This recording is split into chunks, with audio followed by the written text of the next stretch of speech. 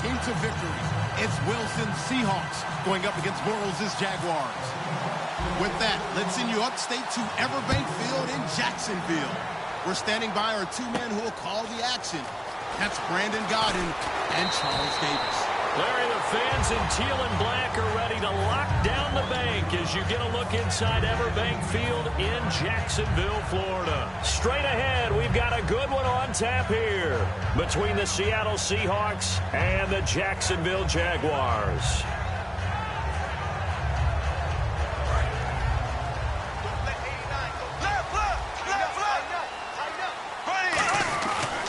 Here's Chris Ivory with his first carry. And he'll get this one up to the 26. Give him 4 yards there. It'll be 2nd and 6. And now the starting lineup for the offense. And Julius Thomas highlighted, my friend. Brandon, he's one of the latest in a long line of basketball players turned football players who have had great success. And he uses those basketball skills to get open in his pass routes. 2 yards on the carry there, and it's going to lead him to 3rd down. The Seahawks, here's their defensive lineup. When you say the name Richard Sherman, you get a wide variety of reactions. All I know is that when I watch him play, very few false steps, an excellent understanding of what offenses are trying to do. Here's Bortles to throw. Completes it to Lee. And 15 yards there on the catch and run. Would it be safe to say that as precise as routes are supposed to be run in the NFL, maybe they're not quite as precise in college ball? That's accurate, yeah. And I think we saw a college route in the NFL there. Just find the soft spot, find the dead zone. T.J. Yeldon, touchdown, Jaguars. T.J. Yeldon, 57 yards.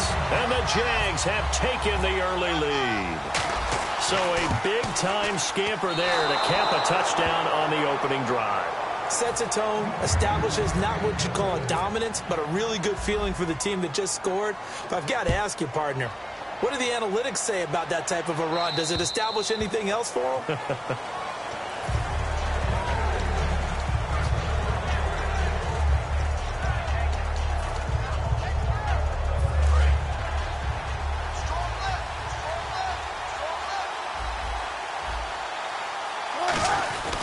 Now the fourth-year man from Texas A&M, Christian Michael. No gain on the play. It'll be 2nd down. And this offense often hinges on one of the best tight ends in the league, and that's Jimmy Graham. I think he made up for lost time when he got to the NFL because in college he was mainly a basketball player, a defender who couldn't score. Now he's flipped it around in the NFL. Every time he touches the ball, he's a threat to score. Now it's Wilson. Complete outright to Kurz. It's a gain of 6 on the play, and they're going to have a 3rd down. That was not a completion that results in a highlight video. But at the same time, if you have those kind of completions all game long, eventually one of them might turn into a highlight. From the gun on 3rd down, Wilson finding time. He's going to float this one deep right side. And incomplete. He can't hang on. Would have been a nice catch. Instead, it brings up a 4th down. And when all else fails as a defender, when you're not there in the coverage, your best friend is exactly what we saw there. A big play shot taken by the offense. Unfortunately, it ended in a big drop. NFL teams last year, a little under 50% on 4th down conversions. This is a bit tougher. 4th and 4. He finds his man, Baldwin. And he's brought down after a good gain. I don't care how many times you tell the story, it never loses its luster for me. Doug Baldwin, undrafted out of Stanford, and plays like a #1 receiver should in the NFL. And no escaping this time as he'll go down. They got him for a sack. Telvin Smith in there to drop him, and it'll be a loss of about 8.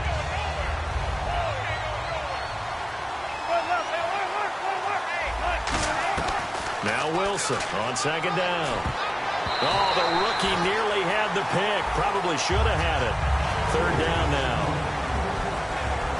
And this Jacksonville Jaguar defense, Charles, they have a lot riding on the youngster Jalen Ramsey.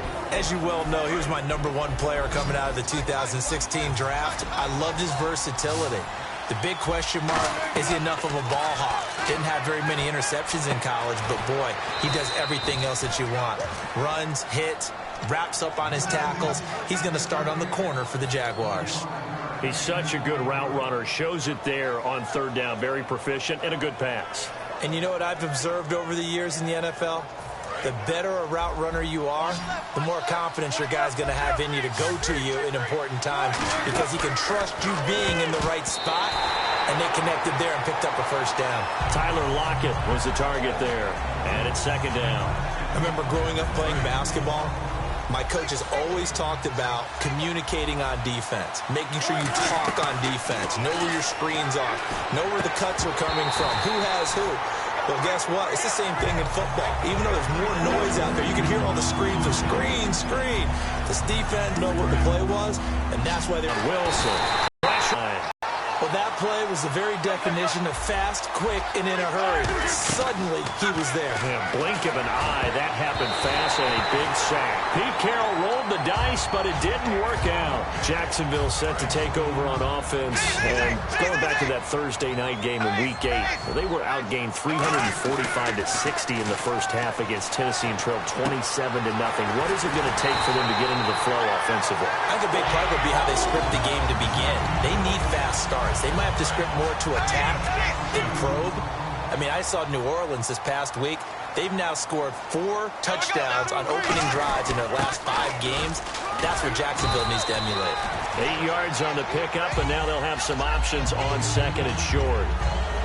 And that looked like some pretty easy yardage there right up the gut. And he's a guy that has some height to him. So when you don't have to drop a shoulder or create or get through contact or trash, makes it a lot easier to stay upright, see the field, and make a run as we just saw there. Another run. This time it's Ivory. And he is going to lose yardage here. Call that a loss of 5 yards on the play. And that'll make it third down.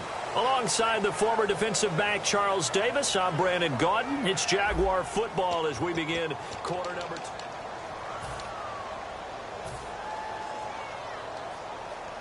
And now on third down, they'll need to get it to the 36 to pick up the first.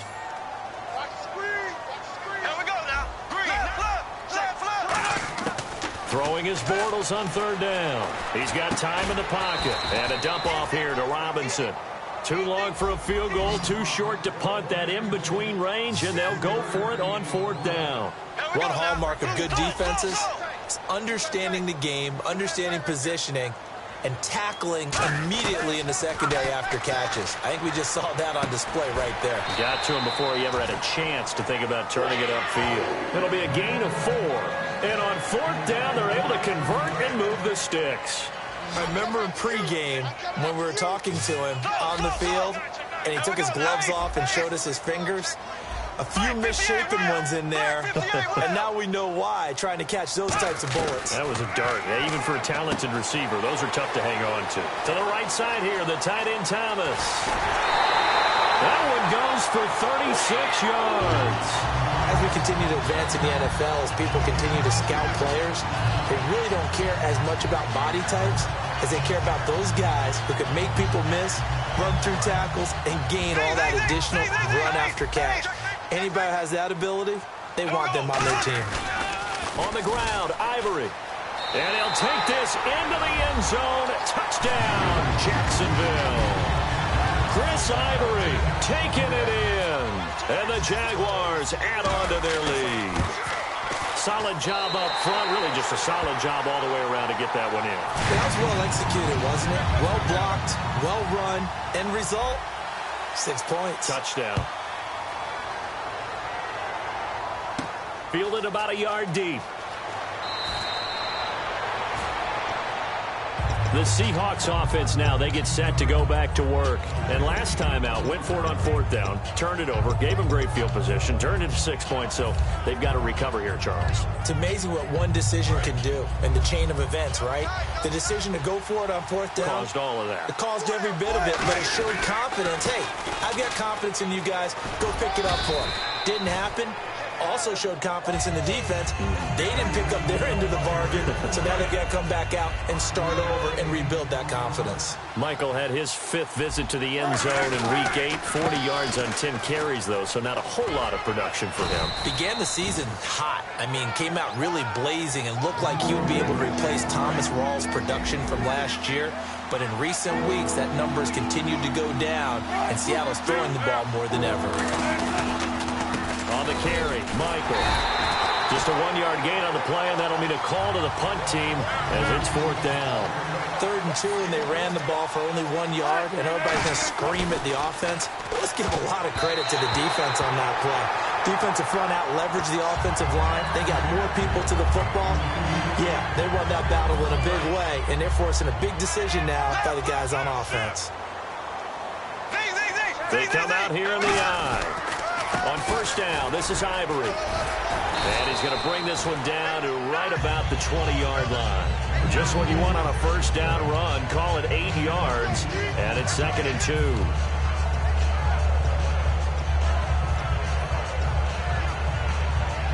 In the red zone this time. Here we go now. Green, 90. Green, 90. The play fake to Ivory. Now Bortles. He finds Hearns left side. And he takes it in. Touchdown, Jacksonville. Allen Hearns from 19 yards away. And the Jaguars add 6 to their lead. And it is now 21-0. And after the touchdown, here's Myers to boot it away. Fielded about a yard deep. And he'll take this up past the 20 and down at the 22-yard line. As Seattle now ready to march out of the field. And last time, went for it on 4th, didn't get it. Let's see if they can pick themselves up off the mat and do better this go-around. Sometimes I have this vision of coaches writing notes to themselves before a game. And sometimes that note says, be aggressive, stay aggressive. Maybe that's what we saw in the last possession. Yeah, they were very aggressive. This time, will it result in points? We'll find out. Little interesting sidebar. Each week we get notes to pour over for each team in the league. And we found that while the Browns have not won at home, there's also one other team in the league yet to win on their home turf. Who was that? Go ahead, let me know, because I know you've got the answer to this one. I do. Tampa Bay, they're 3-1 on the road, 0-3 at home. That's a very unusual deal because all NFL teams preach defending your home turf and trying to split on the road. Tampa Bay seems to be reversing that a little bit. They get their next chance at home on Thursday night because they host the Atlanta Falcons, and Cleveland gets their next chance. They're hosting Dallas. So after the INT, it's Bortles. Caught out left side by Robinson. In the game against the Titans, Robinson targeted 15 times, 70 yards, 6 catches. So 15 targets, but 6 catches. What have you seen from him so far, Charles? That just means there's a lot of extra attention coming his way because you can continue to target him, but defenses know he's a game breaker and a big play guy, so they're swinging coverages towards him. Harder to fit the ball in for Blake Bortles.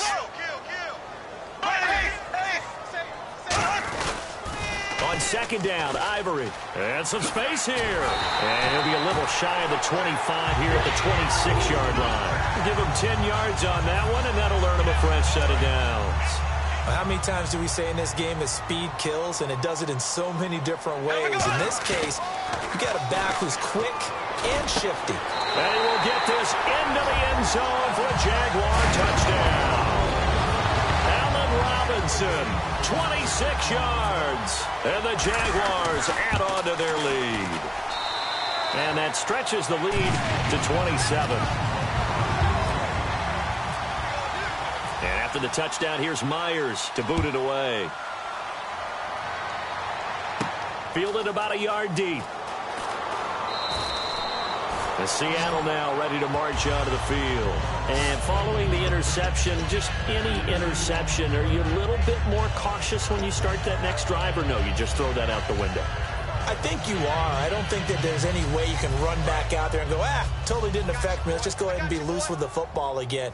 You're going to take care of it, but you have to be careful about being too cautious because now you can't run any offense at all. Still want to attack. We'll see how they attack him here. He couldn't quite hold it. Got hit. Ball pops out. Incomplete. On every offensive coordinator, every play caller sheet, they have about 5 or 6 plays per game that they call shot plays or big plays, and you don't get many opportunities to dial them up, and they just did, and they drop it with a great chance to make a big play.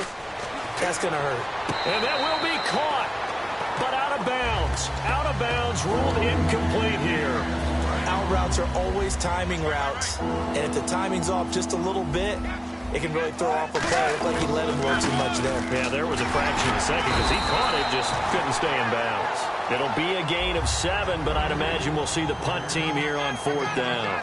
And once again, leverage wins. The offensive line, lower than the defensive front, they moved them and found some good space for the guy carrying the ball. And he's going to have the first down yardage to the 35. Tell you what, I don't think I agree with the call to go for it, but I will be the first to give him credit because every book in the world tells you to punt in that situation, but he trusted his instinct, and as a result, his guys are going to get a new set of downs. Wilson, nowhere to escape, and he goes down. Telvin Smith bringing the pressure again, and that is his 3rd sack here tonight.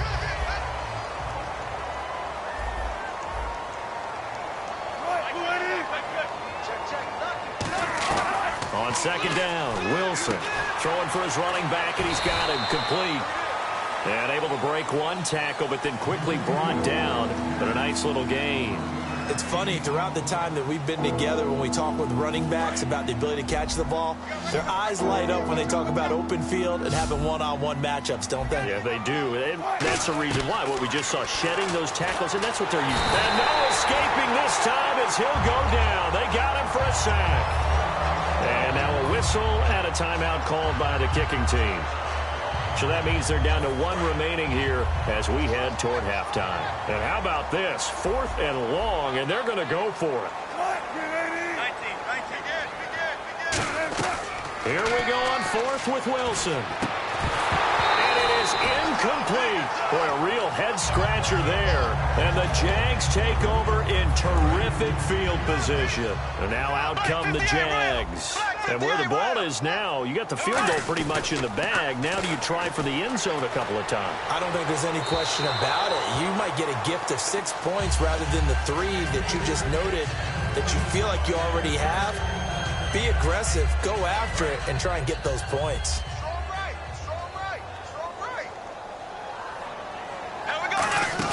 On play action, now Bortles.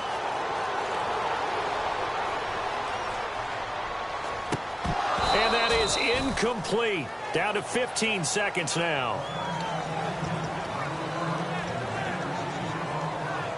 And the offense looks to pick up the first here on 3rd after that incompletion. Now a first carry here for Robinson. And he'll take this down just shy of the 25-yard line. And play is stopped here. Timeout. It's the defense calling the timeout here. And with halftime on the horizon, they'll be out of timeouts from here forward. And Myers able to knock it through. And they're sitting pretty now as the lead grows even further. So no problems there with that one as they're able to put 3 up on the board. Yeah, it's pretty much a winless night. There's only a very light breeze, so it's a perfect night for kickers. And like you say, no problems with that one. The Seattle now ready to march onto the field. And from this spot in the field with the clock where it's at, you think we're just going to see a knee and that's it? And I think in this situation, that's the proper play. But we do know there's some risk takers out there that may want to take one more shot before the clock runs out. They'll run it now out of the gun. And he's going to be taken down here as that will lead us to the end of the first half of play. Now, my apologies, Larry. I wanted to hear the report. Somebody's in a hurry, so we're going to get him right to quarter number 3. Fielded about a yard deep. And the Seahawks get ready to trot out on the field. They come out here with a 0 on the scoreboard. What was said in that locker room? That's what I want to know.